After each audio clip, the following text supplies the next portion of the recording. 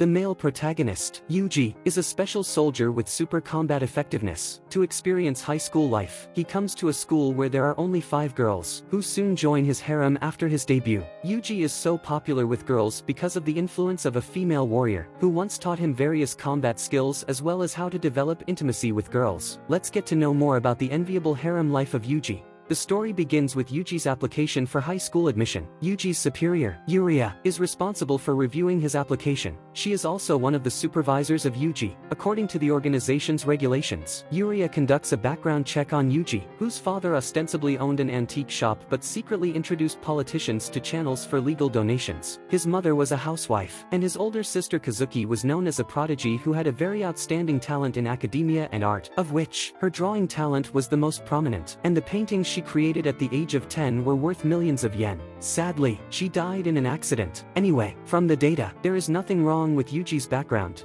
After meeting Yuji, Yuria asks a lot about Kazuki, to which Yuji answers truthfully. In his memory, Kazuki was a very gentle person. When Yuji felt inferior to her, Kazuki told him that hard work was also a talent. Just give himself a little more time, and he would become as good as she was. Encouraged by her words, Yuji started practicing drawing even harder, but his father disliked his paintings, which made Yuji so sad that he tore up his paintings. Later, Yuji met an art dealer named Oslo at home. He bought a lot of Kazuki's paintings. However, from that day on, Kazuki no longer showed her drawing talent. To live an ordinary life, she cancelled her plans to study in Paris, and barely painted. Still, Kazuki's paintings were the family's main source of income. As for Yuji, he was always the ignored one at home. Because his father did not like him, he was not even allowed to eat anything but expired bread. Their mother was very timid, and she tried to stay away from Yuji to not go against their father's wishes. Kazuki was the only one who would quarrel with her father to protect Yuji. Unfortunately, their quarrel did not achieve any results. Their father's dislike of Yuji increased every day. Yuji trusted Kazuki very much. In his opinion, Kazuki was always right. The only thing that surprised him was that Kazuki took the initiative to kiss him because she was curious about the feeling of kissing. Yuji thought it was just a prank and didn't take it seriously. At that time, he and Kazuki were close to each other, so when Kazuki died in an accident, Yuji had a hard time. This was also a very heavy blow to their family, and their father thus became decadent. Excessive drinking led him to be violent to Yuji and his wife. In the end, Yuji's mother could not bear such a life and ran away with Yuji. A year later, his father found him and his mother. To have a child as good as Kazuki, his father forcibly had an intimate interaction with his mother. Yuji was so angry that he smashed his father to death with a beer bottle. In the end, his mother voluntarily ended her life to protect Yuji. Yuji was then adopted by Oslo. Oslo was very fond of Kazuki. He forced Yuji to change into girls' clothes so that he would look like Kazuki. In Oslo's absence, Yuji was bullied by a strange man. He then killed the man, which made Oslo admire him. Soon after, Oslo, who turned out to be a leader of a terrorist organization, sent Yuji to a training school established by him to train terrorists. Yuji was talented in shooting, and was very good at long-range attacks. However, his outstanding performance and his special relationship with Oslo made his classmates hate him. The only one who was willing to get close to Yuji was a girl named Marlene. She often gave her own food to Yuji and treated his wounds. Yuji studied at the training school for a long time, and Oslo would personally mentor him when he was free. I gotta mention that the graduation rules of this training school were very cruel. If you want to graduate, you must kill your opponent. Yuji's opponent was Marlene, and during the duel with her, Yuji recalled his mother. He didn't want to be the one who hurts others, so he didn't make any counterattacks and finally lost to Marlene. In the end, Marlene managed to graduate from the training school, but she, like Yuji, did not want to hurt anyone else. Therefore, on her first mission, Marlene lost her life. Yuji was grieved about her death. 2 months later, Oslo rearranged the graduation examination for Yuji, requiring him to perform an assassination mission where Yuji killed many people. At that time, Yuria was working in the intelligence service. She spent 1 year but still couldn't find Yuji, until one day an anti-terrorist group broke into the villa of Oslo, where Yuria's friend Asako, who also participated in the operation, found Yuji locked up in the basement. Asako decided to adopt Yuji, but the organization considered Yuji very dangerous. Therefore, when Yuria joined the organization, she immediately received an order from her superior to become another supervisor of Yuji. Asako then brought Yuji to her home. Unexpectedly, Yuji developed a very strong stress response after the killing. Even killing a fly would make him vomit. To help Yuji cast off the shadow of his past, Asako found a puppy to accompany him. Yuji liked the puppy so much that he named it Joe. While playing with Joe, Yuji smiled for the first time. As a responsible person, Asako vowed to take good care of Yuji. Asako was the top sniper in the organization, and under her guidance, Yuji soon became a master in firing. However, his stress response stayed the same. He was still unable to kill any living things. One day, a brown bear broke into their home and killed Joe. Seeing it taking Joe's body, Yuji hurried to chase after the bear and tried to attack it. But he never expected that the brown bear brought Joe to feed its children. Yuji couldn't bear to attack it but bring back Joe's collar. Feeling very sad, accompanied by Asako, Yuji buried Joe's collar. He blamed himself for being a coward. From this moment on, Yuji decided to stop escaping from the reality and train himself to become strong enough to help others. However, Yuji was previously raised as a terrorist by Oslo, so Asako didn't allow him to use weapons at will. Now that the state was training him, he must make it his duty to protect the masses. He had to save at least 5 people before he could die. Yuji and Asako lived together for 2 years. To help Yuji understand women, Asako took the initiative to have an intimate interaction with him. She told Yuria about it. Since Yuria had no experience with a man, Asako arranged a night for her and Yuji. With the help of Yuji, Yuria had her first intimate experience.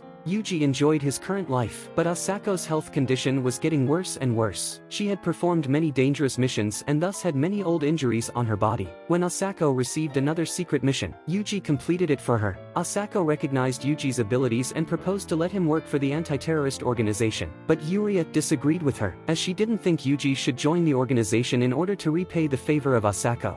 Yuji told Yuria that he wanted to repay her and Asako for their kindness and become someone like them. Respecting Yuji's ideas, Yuria then arranged for him to attend the Naval Joint Academy in the United States. After enrolling, Yuji became friends with a man named Daniel.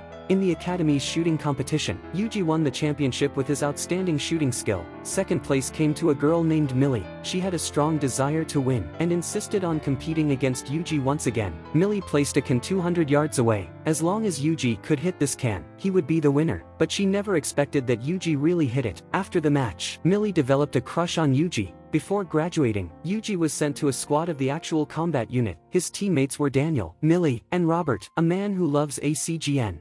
They received the task to the battlefield. Despite being a skilled shooter, Yuji had not yet overcome his stress response, which could even be brought on by him accidentally shooting a bird. Yuji was very nervous as he didn't know if he could kill any enemies on the battlefield. Another member of their squad was named Eddie. Because Yuji had instructed Eddie to shoot, he admired Yuji very much. When the members gathered, they met the squad leader, Justin. Justin reminded them that there was no justice on the battlefield but a harsh reality. He named their squad Serval. Servals are very cunning animals that will run away immediately when in danger. Justin wanted them to be adaptable and run away when necessary, just like Serval. While on duty, they encountered a group of attackers. They all believed in the strength of Yuji, and Justin handed him 9 bullets, asking him to destroy 9 enemies. The rest of the team rushed ahead and engaged in a fight with the attackers. In the end, Yuji overcame his stress response and managed to kill 9 enemies. With the efforts of everyone, the attackers were all defeated. 2 months later, Yuji gradually got used to the brutal battlefield. Towards the end of the Serval squad's military service, Yuji returned to Japan. The moment he saw Asako in their house, Yuji felt the beauty of life for the first time. He had not yet found the meaning of his life, so he decided to give his life to Asako. After that, Yuji participated in special training activities arranged by the anti-terrorist organization. During post-training, Yuji rescued a girl named Tachibana, who turned out to be the principal of a private high school, and she wanted to repay him.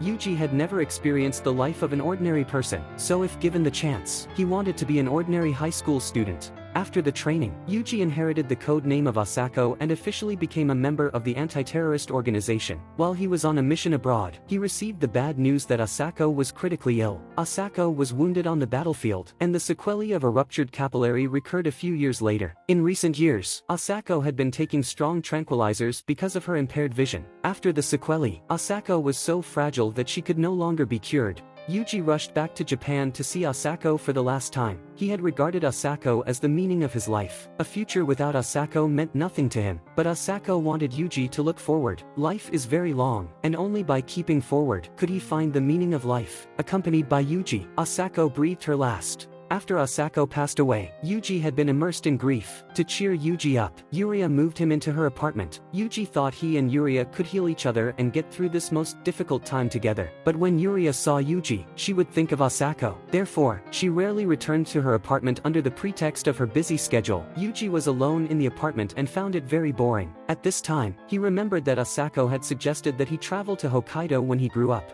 Figuring out what he wanted to do, he got on Asako's motorcycle and headed to Hokkaido. During his travels, Yuji experienced a lot of interesting things. Unfortunately, his motorcycle suddenly broke down. Yuji then consigned it to Yuria and decided to walk to Hokkaido. Even when a strange man offered to invite him along, he insisted on walking. When the man heard Yuji's reply, he sighed that youth was radiant. The man's words reminded Yuji of what he had lost. That is, youth. He had killed many people, but never experienced the life of an ordinary person. Thinking of that, Yuji ended his trip and applied to the organization to attend Tachibana's high school. Yuria conducted a background check on Yuji and wrote the report. With her help, Yuji becomes an ordinary high school student. Yuji's high school life is quite fulfilling. Remembering Asako's mission, he saves 5 female classmates, but he never expected that these 5 girls would thus fall in love with him.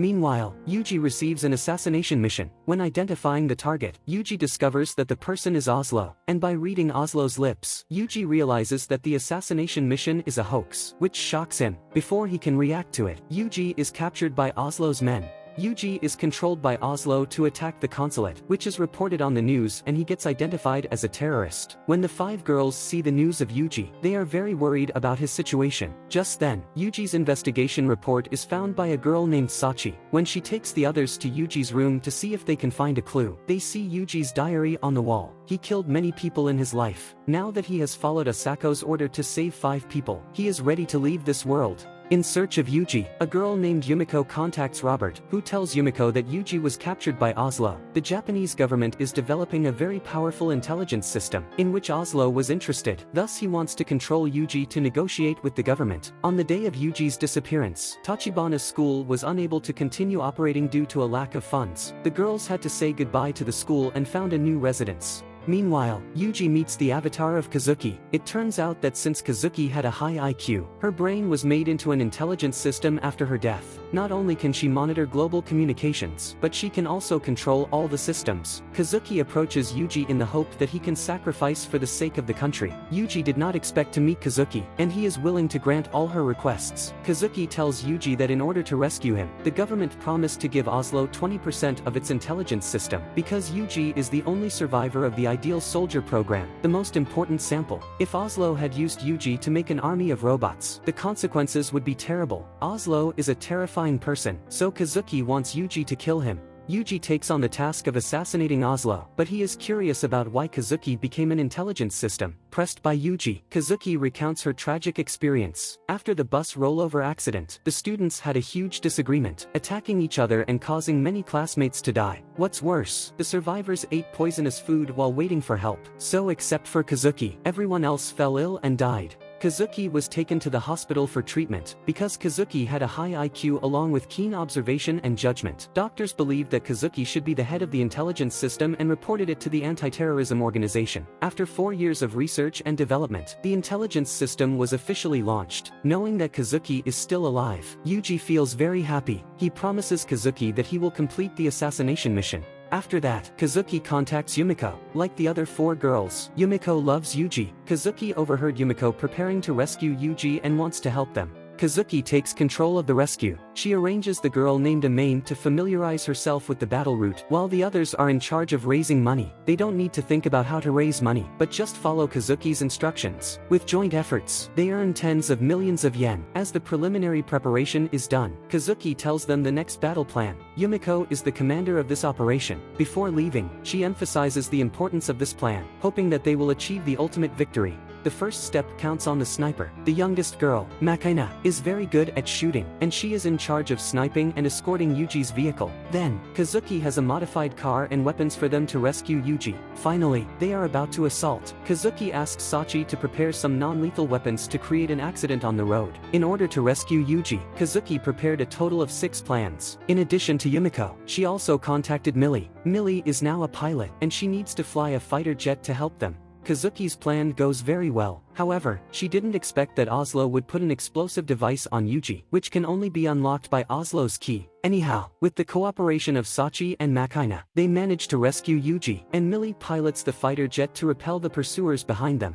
Meanwhile, Kazuki's body finally regains consciousness. She prepared a ship in advance for escape. With Julia's help, they converge with Yuji. Kazuki tells Yuji that Asako bought an island for him before she died, and Kazuki plans to take them there. Seeing Kazuki again after such a long time, Yuji can't help but cry. Right now, Yuji has two options. One is to cut off the hand with the explosive device on, and the other is to go to Oslo. Yuji has promised Kazuki to assassinate Oslo, so he chooses the latter option. At this moment, Millie reunites with Yuji after completing the task. Yuji didn't expect Millie to give up shooting and become a pilot, and he is quite disappointed. But Millie loves Yuji. Even if he beats her, she still feels happy. As everyone has gathered, Yuji announces that he is going to find Oslo. Yuria reminds Yuji that Oslo is so strong that even Asako had once lost to him. When Yuji learns that Oslo has hurt Asako, he becomes even more determined to kill him. After Yuji leaves, Kazuki arranges tasks for the rest ones. Based on the current situation, the intelligence system will soon be taken away by Oslo.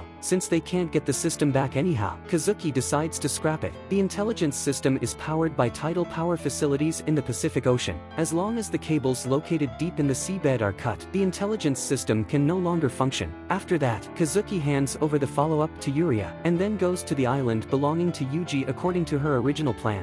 Meanwhile, Yuji sneaks into the ship where Oslo is located. Oslo has long guessed that Yuji would come to him, and orders his men to capture Yuji alive. However, his men are killed one after another. In the end, Oslo sends a robot that looks exactly like Yuji. It turns out to be a test specimen from the ideal soldier program that Oslo made with Yuji's genes as a sample. Since Yuji has not fully recovered, he must inject anesthetic into his body to reach a fighting state. Yuji is very disgusted with his replica. When he is tired, he thinks about what Asako once said to him, that she hoped he would fight for himself. For Yuji, Asako is his everything. After a fierce battle, Yuji heeds Asako's instructions and kills his copy. Just as the bomb is about to explode, Yuji arrives at Oslo's office. His time is so limited that he attacks Oslo as soon as he walks in the door. However, Yuji is so badly injured that it is difficult for him to fight Oslo. Oslo seizes the opportunity to stab Yuji with a sword, but Yuji still does not give up. Though pierced by a sword, Yuji pushes Oslo to the desk with all his might. He then stabs Oslo to death with a pen.